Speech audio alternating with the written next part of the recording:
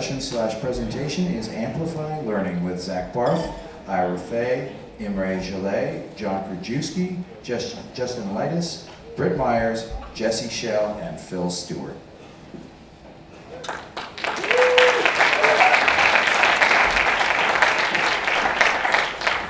Hi, I'm Justin Leites from Amplify Learning. I'm only going to spend a few minutes because I want to have the designers who are here have a chance to talk. We have about 30 games in the pipeline right now for middle school kids, English language arts, math, and science. So let me just spend a couple minutes. Rebecca, can you get that? Yeah. All right, well, just first, how do we hope the games will be played? I feel pretty strongly, I don't know how many of you here heard Jim G's lecture last year, but we want to do big G games that reward expended play, and that kids don't have to worry about the 50-minute class period ending or something like that. So experiences analogous to Minecraft or Portal or Little Big Planet. And we also think it's important that gameplay is voluntary, that if you force people to play, it's no longer experienced as play. So that means that we're really looking at the use case for our games is outside the classroom and voluntary. So games that kids will play on the school bus, at home, on weekends, on vacations, in their free time, something they choose to do.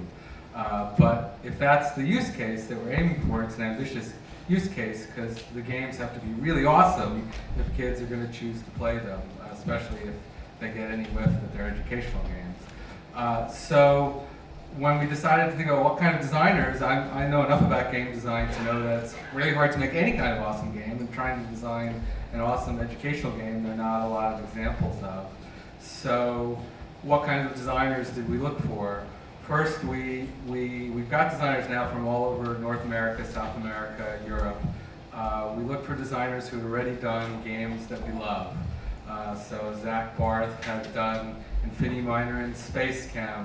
Highline had done a wonderful game called Welder. Strange Loop had done an incredible fluid dynamics puzzle platformer called, I'm blanking on the name right now, but just some really wonderful games. That was the first thing. And then we looked for designers who were reflective about their own practice.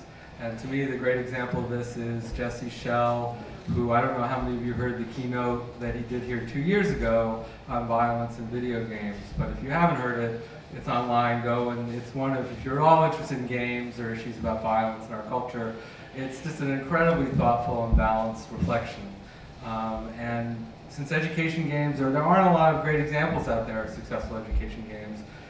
And we wanted games that are not just sort of taking existing genres and trying to slap them onto some educational goal. We wanted people who would be extremely thoughtful about their own practice. And then the last thing,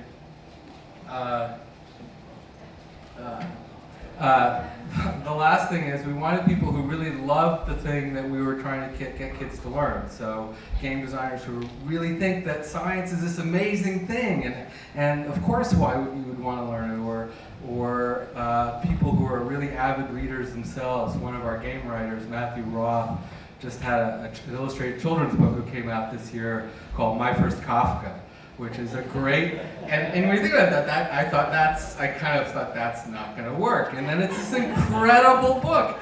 And the thing is incredible, it's a children's book and it really is Kafka. So it's kind of deeply existentially disconcerting, but it's for kids, right?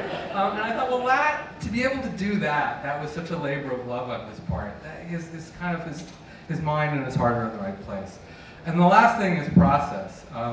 We have what I would call a Montessori approach to game design, which is that we, instead of telling our game designers the thing they're supposed to do the game on, we give them a very large menu of educational objectives and say, which of these do you think you might be able to do a wonderful game on? Which of these makes you enthusiastic?